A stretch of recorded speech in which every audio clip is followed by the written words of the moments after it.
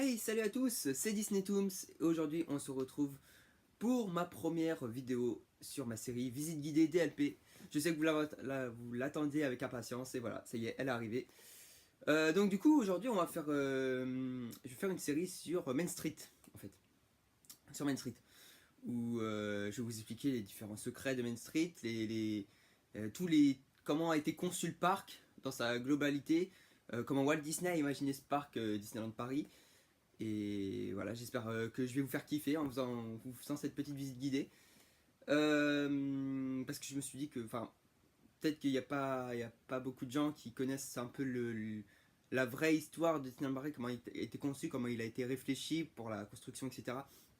Donc du coup, je me suis dit que ça serait cool que je vous partage ce que j'ai appris durant ma visite guidée. Donc voilà. Donc du coup, on commence tout de suite. Ah oui, juste avant, je vous dis, si vous voulez faire la visite guidée, c'est 55 € je crois.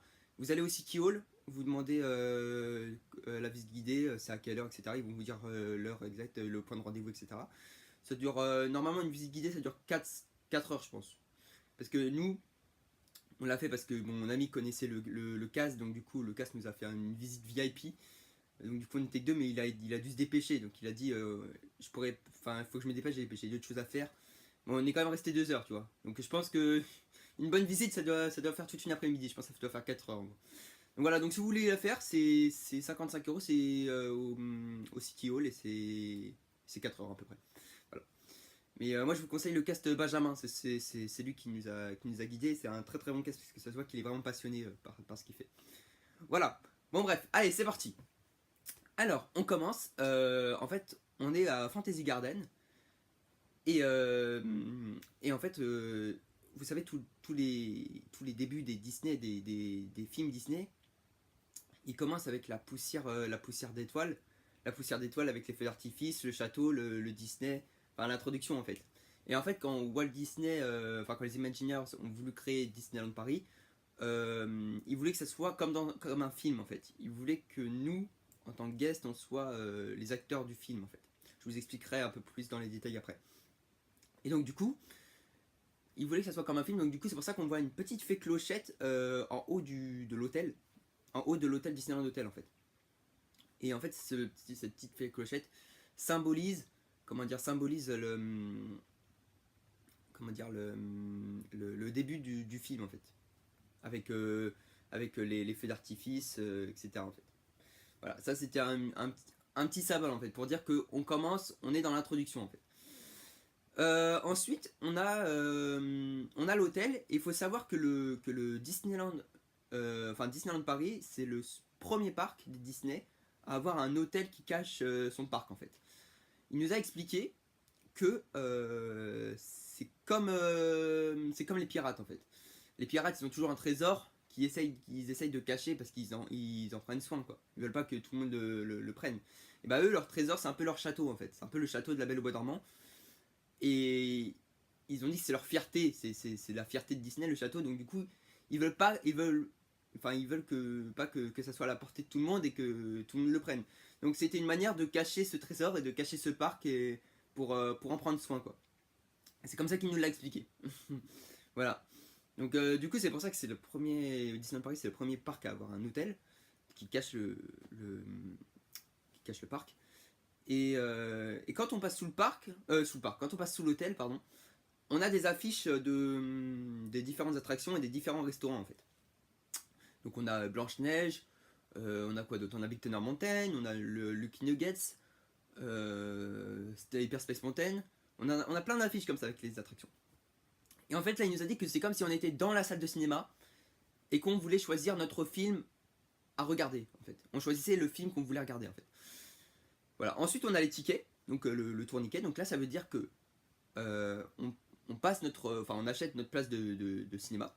Donc du coup, on rentre dans le cinéma quand on fait tourner le tourniquet. Et quand on est entre l'hôtel et la gare, c'est comme si on était dans la salle de cinéma, installé. Et la gare, ça fait office de grand écran. Voilà. Et donc du coup, on est là, on est installé, on peut regarder le film. Il nous a expliqué aussi de l'histoire avec les trains à vapeur, parce que Walt Disney était un grand fan de trains à vapeur, c'était sa passion. Du coup, il nous a tout expliqué. Il a même parlé d'une histoire de famille, etc. Je sais pas, avec sa grand-mère. Je m'en rappelle plus du tout. Je suis désolé. Ça, j'ai complètement oublié. Mais voilà. Enfin, c'était super intéressant en tout cas. Et après, quand on arrive, enfin quand on s'avance vers la gare, enfin vers le, comment dire, la passerelle, l'espèce de pont quoi, c'est les ponts suspendus où passe le train. Quand on arrive à ce niveau-là, il y a une petite pancarte en fait où il y a marqué à partir d'ici vous quittez le monde imaginaire, vous quittez le monde réel pour arriver dans la fantaisie éternelle. Donc en fait, ça c'est une phrase de Walt Disney qui nous a dit. Et il fait référence au land. Quand il dit vous rentrez dans la fantaisie éternelle, il fait référence à Fantasyland. Quand il dit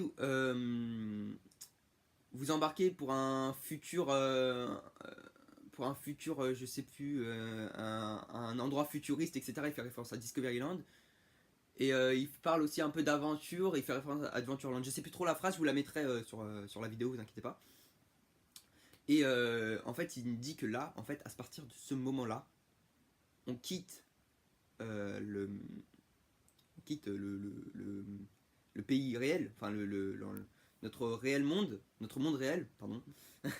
On quitte notre monde réel pour passer à l'imaginaire. Donc du coup, en fait, il nous a dit qu'on passe, c'est comme si on passait à travers l'écran à ce moment-là. Quand on passe sous le train, avant on était dans la salle, on passe sous le train et en fait on transperce l'écran. C'est-à-dire qu'on se retrouve dans le film. Et là, ça y est, on est parti pour le film, on est parti pour être acteur. Alors, ce que je voulais vous dire, c'est que aussi, enfin, sous la gare du train de Main Street, quand on passe en dessous, il y a marqué, attends, qu'est-ce qu'il y a marqué déjà Silence ça tourne, enfin, tournage aujourd'hui, silence ça tourne, un truc comme ça, genre pour vous dire on peut être tourné aujourd'hui. Enfin, il y a un tournage qui se passe aujourd'hui, etc. En fait. Ça, en fait, c'est pour nous dire. Alors, il nous a dit qu'il y a il y a deux histoires, quoi. Enfin, ça explique deux choses. Premièrement, ça explique que à Disneyland, il n'y a pas de droit à l'image, quoi. Le droit à l'image n'existe pas, genre. Pendant, au moins, c'est sûr que une fois dans la journée, c'est obligé que tu sois filmé à Disneyland. Il y a un guest qui va vouloir prendre une photo d'une attraction ou du château, c'est obligé que tu passes devant sans faire exprès dans la photo, quoi. Donc ça c'est la première hypothèse qu'il nous a dit. Mais il y a une hypothèse de base. Il y a l'hypothèse basique, en fait, quand ils ont conçu le parc. Ils veulent, donc comme je vous l'ai dit, que Disneyland soit un film, ils veulent que nous, les guests, en fait, on soit les acteurs de. En fait, on crée notre propre film avec nos appareils photo, nos vidéos, nos téléphones. On crée notre propre film avec plein de souvenirs à la fin, en fait. Et en fait, ils nous disent que à partir de ce moment-là, on devient acteur de notre journée, donc on devient acteur de Disneyland, et que les cast members sont juste les membres de la troupe, donc sont juste l'équipe de tournage qui nous aide à faire notre film, quoi. Donc le caméraman, le scénariste, etc. Voilà. Alors, ensuite, on rentre dans le parc. Ça y est, là, on est rentré. Et il y a un premier Hidden Mickey direct quand on rentre dans le parc. Alors, il se situe au City Hall. Et il y a une heure exacte pour le voir. En fait, c'est le Mickey qui a. Enfin, c'est Mickey. C'est les aiguilles, en fait. La grande et la petite aiguille, elles ont deux. Elles ont une boule chacun. La petite aiguille a une boule au-dessus. Et la grande aiguille a une boule aussi au-dessus. Et à 6h pile, donc à 18h, donc les deux aiguilles sont comme ça. Sont collées vers le bas. Et donc du coup, ça forme un Hidden Mickey parce que comme elles sont collées vers le bas, les deux boules se collent. Donc du coup, ça forme un Hidden Mickey. On peut le voir aussi à différents moments de la journée, mais les aiguilles vont être comme ça ou comme ça. Donc du coup, ça, on le voit moins bien. Enfin, il est pas vraiment droit, mais on le voit quand même. Mais il est pas vraiment droit. Et vraiment où il est droit, c'est quand il est 18h et que les aiguilles sont comme ça. Voilà. Ensuite, tu nous as parlé du Transport Co qui se trouve à droite. Et par contre, il y avait une histoire avec le transport aussi. Et je sais plus du tout. Je me rappelle qu'il nous avait dit qu'en fait, le début de Main Street, c'était la fin du 19e siècle. Et la fin de Main Street, c'était le début du 20e siècle en fait. Donc, du coup, c'est pour ça qu'on a encore des chevaux qui tirent qui tirent des tramways ou des trucs comme ça en fait. Et des anciennes voitures, etc. C'est parce que c'est la fin du 19e siècle. En fait. Quand on arrive à Main Street, on est dans la fin du 19e siècle. Et plus on avance vers le château, plus on va vers le 20e siècle. Ensuite, devant la Discovery Arcade, donc tout à droite, il y a une boutique qui est fermée. Tout le temps. Elle est tout le temps fermée celle-là.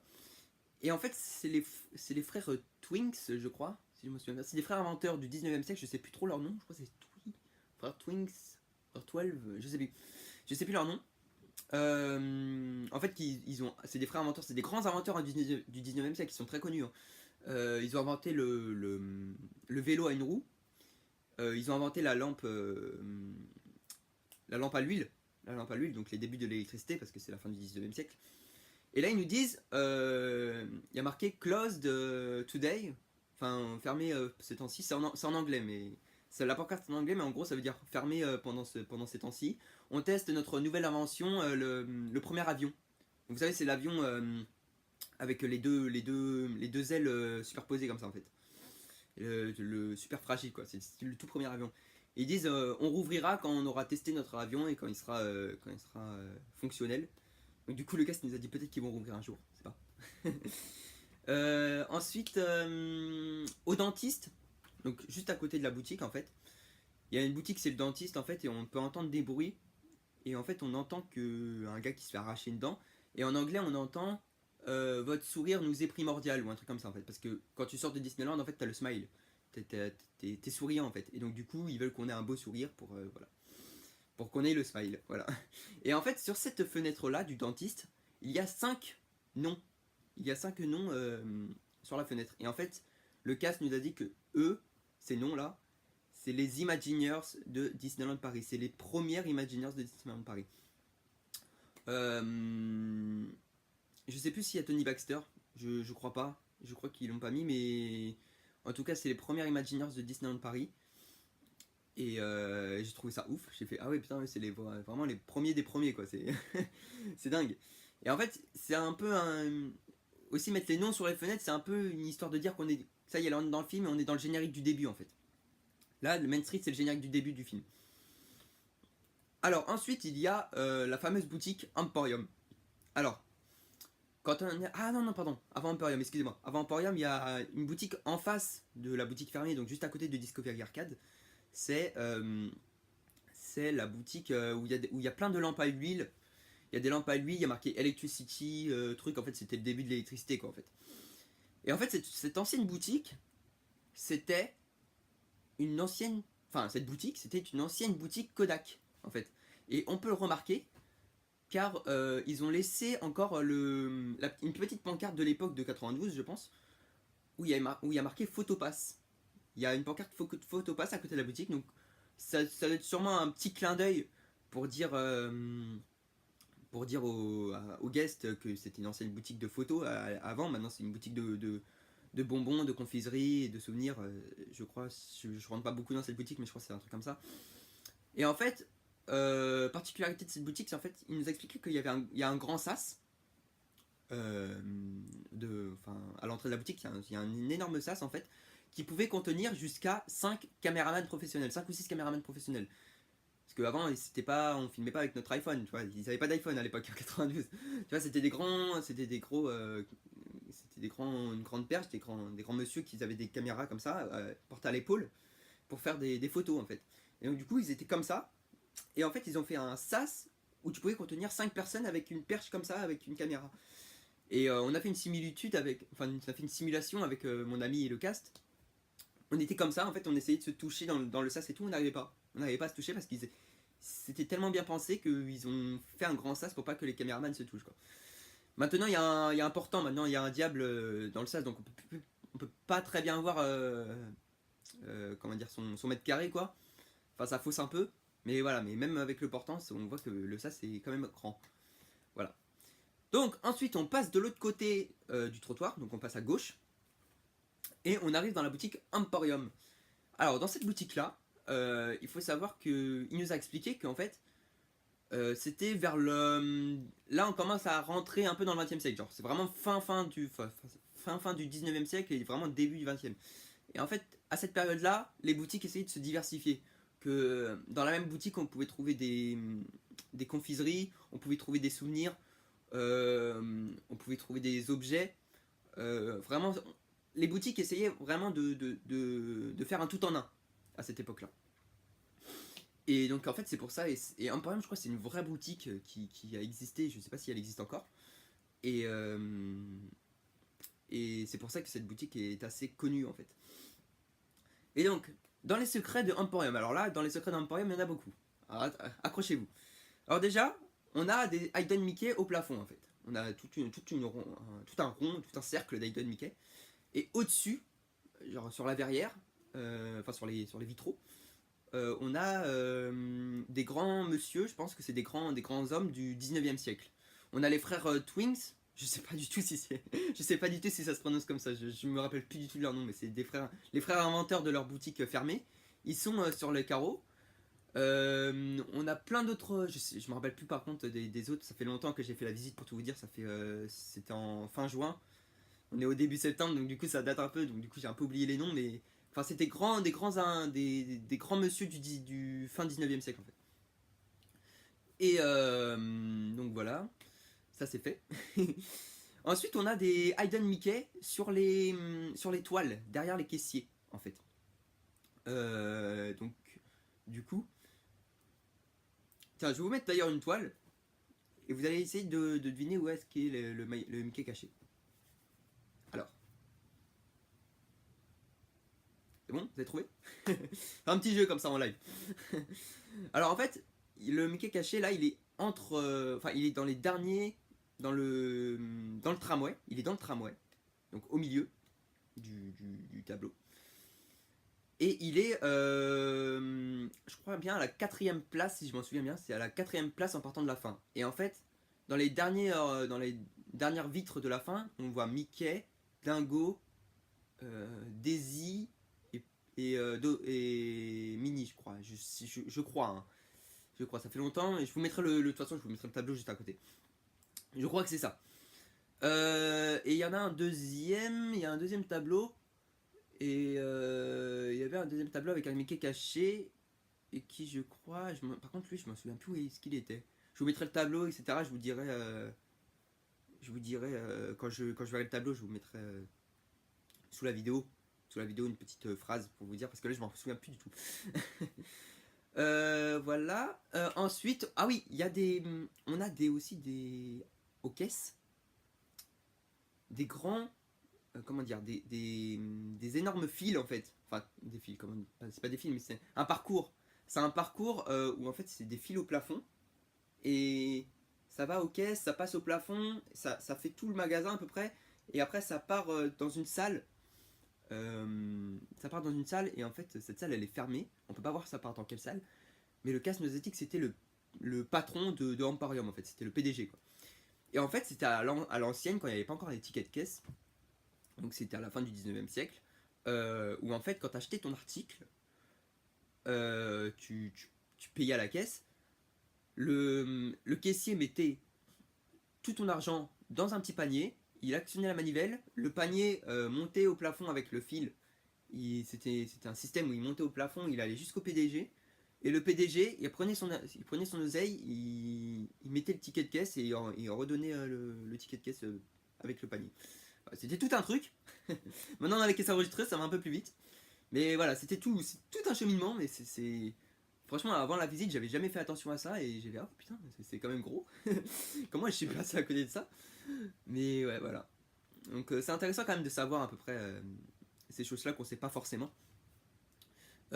Ensuite, dans Emporium, est-ce qu'il y a d'autres choses? Non, je ne crois pas. Et on est passé chez le barbier. Et il est toujours fermé, lui, par contre. Enfin, il est souvent fermé, pardon. Il n'est pas toujours fermé, mais il est souvent fermé. Parce que la dernière fois qu'on y est allé, c'était, comme je vous l'ai dit, c'était fin juin. Et il était parvenu depuis au moins 6 mois, je crois. Parce on peut voir, à chaque fois qu'il rentre dans son salon, en fait, il a un espèce de calendrier où en fait il tourne avec une manivelle, il a le jour, la date et le mois. Et en fait, il tourne la manivelle pour savoir, pour dire il est venu quel jour en fait. Et donc du coup, quand on est rentré dans son salon et qu'il n'était pas là, On a regardé les tasses, j'ai regardé les tasses si on pouvait les enlever, en fait elles sont collées, donc du coup on peut pas les enlever de l'armoire. Et on s'est assis dans les fauteuils de barbier, c'est super confortable, c'est vraiment, enfin j'ai halluciné, c'était vraiment le fauteuil d'époque, il nous a dit. Et on a tourné la manivelle pour dire qu'il y avait quelqu'un qui était passé durant son absence, parce que à chaque fois que quelqu'un rentre dans le barbier, il doit tourner la manivelle pour dire à quelle date il est rentré, quoi. Voilà. Ensuite, quand on sort du barbier, on se retrouve dans la petite impasse en fait, où il y a le restaurant, il y a la boutique Lily's et il y a le restaurant Waltz. Je vais vous parler de ce restaurant, cette boutique, mais juste avant, je voudrais vous parler de la chapelle que l'on voit. C'est l'entrée, enfin c'est une entrée de Discovery Arcade et il y a l'arcade à gauche. Enfin, je sais plus comment elle s'appelle l'arcade à gauche. Mais voilà, c'est l'entrée de l'arcade à gauche. J'ai oublié le nom, désolé. Et, euh, et donc du coup, en fait, cette entrée-là, Disneyland Paris, il a deux règles. Il ne parle pas de... Il ne faut pas qu'on parle de politique. Il ne faut pas qu'on parle de religion.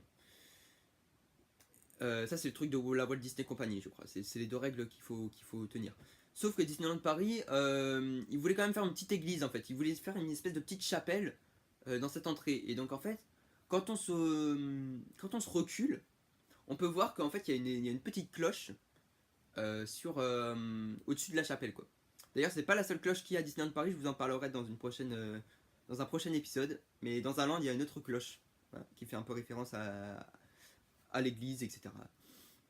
Et donc du coup, en fait, quand on se recule, elle est un peu cachée parce qu'elle est cachée par le toit de la chapelle. Mais derrière le toit, en fait, quand on se recule vraiment, on peut apercevoir la moitié de la cloche, en fait. Mais elle est bien cachée, hein. Franchement, je l'avais pas connue. Moi. Et en fait, donc à droite, on a le restaurant Waltz. Ouais, on a le restaurant Waltz et la boutique Lily's. Disneyland Paris a fait le choix de les mettre juste à côté parce qu'en fait, Waltz a toujours rêvé d'avoir un restaurant à son nom. Du coup, ils ont un peu réalisé ce rêve. Et Lily a toujours rêvé d'avoir une boutique. Et donc du coup, ils ont réalisé un peu le rêve des deux et ils ont mis à côté parce que c'était c'était sa femme. Donc voilà. Donc c'est comme s'ils ils étaient inséparables et voilà. Je trouvais ça beau. Et il y a des petits secrets en plus dans le restaurant Walt. Je vais vous en parler tout de suite. Quand on est rentré dans le restaurant Walt, le cast nous a expliqué le premier animatronics de Walt Disney. Alors là, attendez-vous, enfin, restez bien assis, parce que là, c'est dingue. Franchement, j'étais sur le cul quand j'ai vu ça.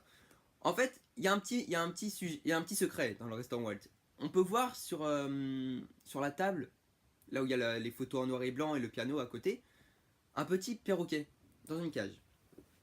En fait, ça fait référence au premier animatronics de Walt Disney. En fait, l'histoire, c'est que Walt Disney, un jour, il était avec sa femme Lily, il se baladait dans un vide-grenier, et il voit un petit animatronics en perroquet. Il décide de l'acheter parce qu'il a trouvé ça, enfin, en fait, Walt Disney a toujours été passionné parce qu'il ne connaissait pas, en fait. Donc du coup, il ne connaissait pas du tout, il savait pas du tout comment ça fonctionnait. Donc du coup, il a décidé de l'acheter. Il a décidé d'acheter cet animatronics, et il était tellement curieux que quand il est arrivé chez lui, il a démonté le perroquet et il a voulu regarder comment il était construit à l'intérieur. Du coup, il a vu que c'était super complexe, vraiment c'était tout un mécanisme. Il a appelé un ami à lui, qui lui aussi était, je crois, il était fan des animatronics, il adorait ça. Et ils se sont demandé s'ils pouvaient créer un autre animatronics, un autre robot à partir de ce petit perroquet. Et le perroquet était tellement complexe que, attendez-vous bien, ils ont réussi à eux deux à créer le président George Washington, je crois. Un animatronics George Washington. Enfin, enfin c'était un robot, quoi. Enfin, voilà, mais en fait, c'était tellement complexe, c'était tellement minutieux la robotique dans ce petit perroquet qu'ils ont réussi à faire un humain. C'était ouf. Et le cast nous a dit que c'était George Washington. Celui qu'ils ont réussi à faire. Donc c'était ouf. J'ai trouvé ça vraiment ouf. Sur le cul, j'étais vraiment sur. Là, j'étais sur mon fessier. Là vraiment. Et enfin voilà, j'ai trouvé ça dingue comme histoire. Ensuite, Donc ça, le petit perroquet, ça fait référence au premier animatronics que Walt Disney a découvert en fait. Et d'où est venue sa passion pour les animatronics. Parce qu'après avoir fait ça, il a été passionné, il en a fait plein, et c'est pour ça qu'il y en a plein dans son parc. Voilà. Mais je vous raconterai un peu l'histoire des animatronics dans un prochain épisode. Notamment pour Pirates des Caraïbes, dans l'épisode Adventureland. Bref, revenons à nos moutons. Ensuite, dans les secrets de Walt's Restaurant, il y a une photo en noir et blanc une photo de classe de l'époque. Et en fait, il y a Walt Disney sur cette photo de classe. Et le cast nous a dit qu'ils ont un petit jeu avec ceux qui font la visite guidée. Il faut qu'ils arrivent à retrouver où est Walt Disney. Et on cherche, on est comme ça, on cherche et tout. À un moment, j'en dessine un complètement au hasard. Je fais, c'est pas lui là. Et le cast il m'a fait, non, c'est celui juste à côté. Et en fait, moi, celui que j'ai désigné, il était un peu blasé en fait. Il était un peu blasé d'être sur la photo. Il était tu vois, il voulait rentrer chez lui quoi. Et en fait, celui qui était juste à côté de lui, donc qui était Walt Disney, il a dit on peut apercevoir que c'est Walt Disney parce que Walt Disney a toujours été, comme je vous disais, il a toujours été curieux et a toujours été intéressé par les choses qu'il ne savait pas. Et donc du coup, quand il était petit, il ne savait pas à quoi servait un photographe. Je pense qu'il le savait, mais il se demandait pourquoi il nous prend en photo quoi. Et en fait, il a un regard très, comment dire, très, je sais pas, j'arrive pas à trouver le mot, mais c'est un regard très observateur. Il est comme ça, il dit qu'est-ce qu'il est en train de nous faire et tout, mais ça se voit qu'il est passionné par ce que le photographe est en train de faire en fait. Et c'est comme ça qu'il m'a dit qu'on peut le reconnaître parce qu'il a toujours été passionné par les choses qu'il ne comprenait pas et qu'il ne savait pas. Voilà. Ensuite, il y a un ascenseur dans le Walt's Restaurant. Alors, c'est un ascenseur de l'époque, c'est un ascenseur à lampe à l'huile. J'ai eu la chance, franchement, j'ai eu la chance de rentrer dans cet ascenseur et avec mon ami. Et quand on est rentré dans l'ascenseur, c'est un vrai ascenseur à l'ancienne avec un grillage, une porte et un grillage en fait. C'est vraiment à l'ancienne. Et il va tout doucement, mais quand tu rentres à l'intérieur, il y a une odeur particulière parce que tu sens vraiment l'huile, tu sens vraiment l'odeur de la lampe à l'huile. Il y a une chaleur dans cet ascenseur en fait, c'est vraiment très particulier. Et franchement, je pourrais dire que je suis rentré dans un ascenseur du 19e siècle dans ma vie. C'est ouf. C'est complètement fou. Voilà. Et en fait, c'est pour aller du rez-de-chaussée au premier étage. Voilà. Et juste à côté de la caisse de Walt Disney, de Walt's Restaurant, pardon, il y a une espèce de manivelle. Où en fait, c'était un peu comme un peu comme le principe de Emporium, où avec tous les paniers, etc., qui passent par le plafond, etc., qui font péter. C'est un peu pareil. Où on tourne la manivelle et non, je pense que le ticket de caisse doit, enfin non, que l'oseille doit aller en haut au premier étage en tournant la manivelle. Je sais plus bien, franchement, je m'en souviens. Je pense que c'est ça, hein, mais je m'en souviens plus trop. Euh, ouais, je pense que c'est ça. Enfin, c'est ce qui me paraît le plus logique. Mais il y avait une autre histoire aussi, mais franchement, je m'en rappelle plus du tout. Voilà. Ensuite, on est sorti de Walt's Restaurant et on a continué à marcher sur Main Street. Et là, on a vu une petite plaque. En fait, il y a une plaque par terre. Je crois qu'il est en face. Il est juste à côté du Casey Corner, je crois, si je me trompe pas. Et il y a marqué, c'est une petite plaque comme ça, ovale. Il y a marqué Walt Disney. Et il y a marqué son année de naissance et son année de mort, donc 1901 et 1966. Et j'ai fait, oh putain, j'avais même pas reconnu. Enfin, j'avais jamais vu cette plaque avant. Donc, du coup, tu vois, c'est sympa de voir des choses que tu vois pas forcément avant. Tu vois, je trouve que c'est sympa. Franchement, les visites guidées, ça te fait apprendre des choses. Donc c'est qu'un petit détail, mais c'est toujours sympa à savoir. Et du coup, et après, donc à la fin, on arrive à Central Plaza. Ah oui, attendez, il y a une histoire avec le Casey Corner aussi. En fait, il y avait une histoire. Le Casey Corner, c'était un joueur de basketball, donc au début du XXe siècle, parce qu'on est à la fin de Main Street, où en fait, il gagnait vraiment tous ses matchs. Tous ses matchs, il les a gagnés. Et le match le plus important de sa carrière, il l'a perdu. Il l'a foiré. Il s'est pris plein de commentaires dégueulasses sur lui, en disant oui, t'es nul, tu sers à rien, tu t'as raté ton match, t'es pas fait pour le basket, etc. Vraiment, tout et n'importe quoi. Vraiment, il s'en est pris plein la gueule, le pauvre. Et lui, au lieu de les rentrer dedans et de créer le conflit, il a été très intelligent, il a rien dit, il a laissé passer il a laissé passer cette histoire, on lui criait dessus, etc. Et par la suite, je crois qu'il a fait un rebondissement où il a fait un rebondissement. Par contre, je me souviens plus de la fin de l'histoire. Il a rebondi, il a fait quelque chose de super, mais je m'en souviens plus. C'est horrible, c'est affreux, c'est affreux, c'est affreux. C'est horrible de connaître le début d'une histoire, mais de pas savoir la fin. Je suis désolé, je suis désolé, pardon. Vous tapez Casey Corner sur internet, vous allez trouver, je pense, son histoire, mais je m'en souviens plus de la fin. Ah ouais, j'ai un gros trou de mémoire là. Ah, c'est affreux. Je sais pas, il a bien, enfin, je pense qu'il a il a bien rebondi, enfin, il a bien rebondi. Et il a pas répondu, c'est ce qui a fait sa force. Je crois que c'est ça qui a fait sa force, c'est qu'il n'a pas été au conflit, quoi. Il a été intelligent, il a rien dit, il a continué sa route et au final il est devenu très riche. Mais malgré qu'il a perdu ses matchs et son match le plus important. Et donc du coup je pense que c'est cette mentalité qui l'a fait connaître. En fait, je pense que c'est ça la fin de l'histoire. Mais je suis plus sûr. Je suis pas sûr du tout. Donc du coup faut que vous alliez voir par vous-même. Je suis désolé. Voilà, donc ça c'était l'histoire de Casey Corner un peu bancale, mais voilà. Et donc du coup, on se retrouve là sur Central Plaza, sur cette fameuse place devant le château. Ah oui, avec le château aussi, il y avait un truc où en fait quand on est au début de Main Street, on a l'impression que le château nous paraît proche parce qu'en fait les toits de Main Street sont de plus en plus bas en fait quand on s'avance. Donc du coup ça fait une illusion d'optique comme quoi le château nous paraît devant nous, en fait, nous paraît proche de nous. Et comme quoi on a l'impression d'y aller très vite au château. Par contre, quand on part du parc, comme les toits sont de plus en plus bas, quand on part du parc, les toits sont de plus en plus hauts. Donc du coup, ça fait une illusion d'optique, comme si le Disneyland Hotel nous paraissait de plus en plus loin quand on s'avance. Donc du coup, ça nous donne envie de rester dans le parc, mais on peut pas s'affaire. Du coup, voilà. Et, le cast nous a dit aussi avec le château aussi que bizarrement, les moments où le château est à son apogée de la beauté, quoi, c'est pas quand il fait super beau. En fait, c'est quand il y a des espèces de petits nuages avec des petits rayons de soleil. Là, en fait, ça reflète un peu Enfin, ça donne des couleurs vives au château. Et ça le rend encore plus beau que quand s'il y a un temps bleu, un ciel bleu. Voilà. Moi, je savais pas, donc du coup, voilà. je vous le dis.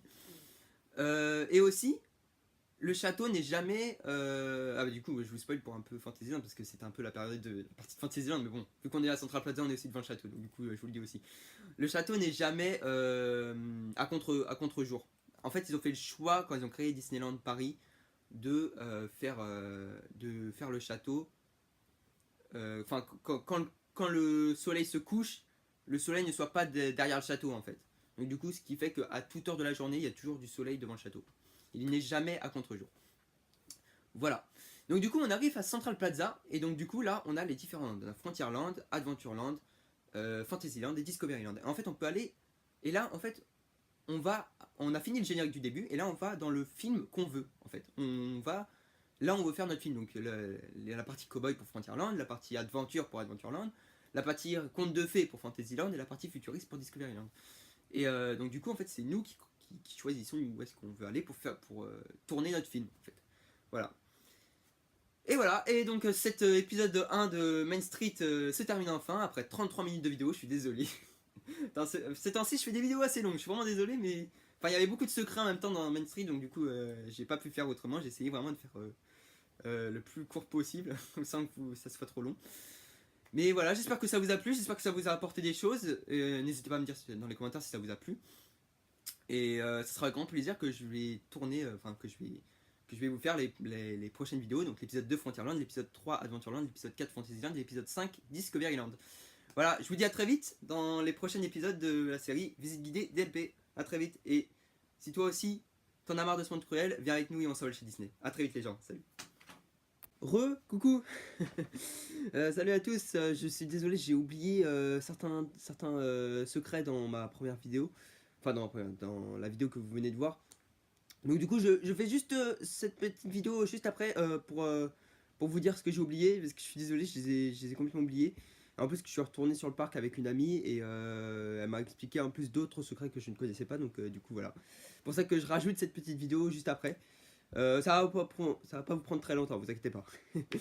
Alors, on commence tout de suite. J'ai oublié de vous parler des téléphones dans la boutique Emporion. En fait, vous avez des vieux téléphones où si vous mettez à l'oreille, en fait, vous pouvez entendre une conversation en fait entre deux personnes. Je crois que c'est entre une femme et un homme.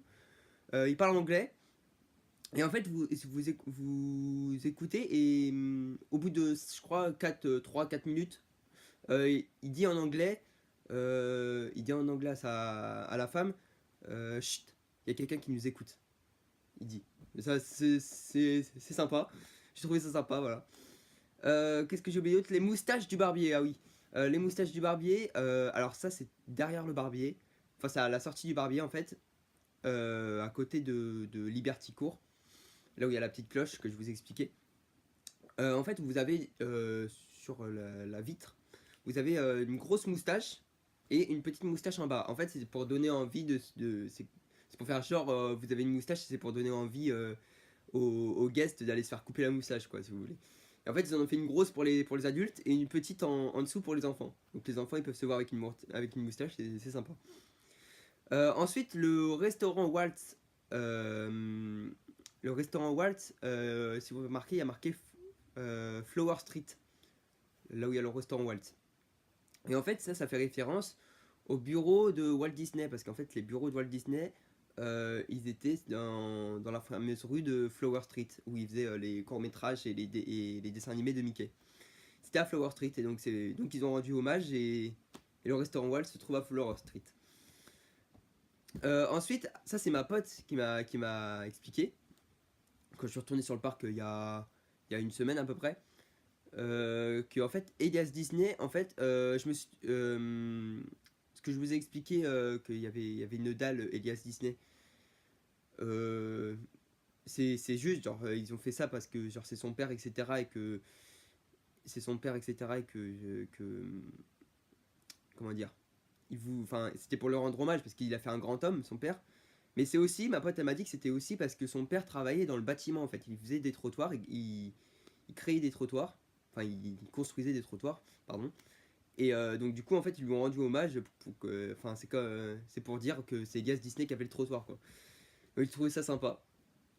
Et avec le petit 1901, donc du coup l'année de naissance de Walt Disney, donc j'ai trouvé ça sympa. Ah oui, elle m'a dit aussi que les trottoirs à Disney sont faits de bitume et la route est faite de pavés.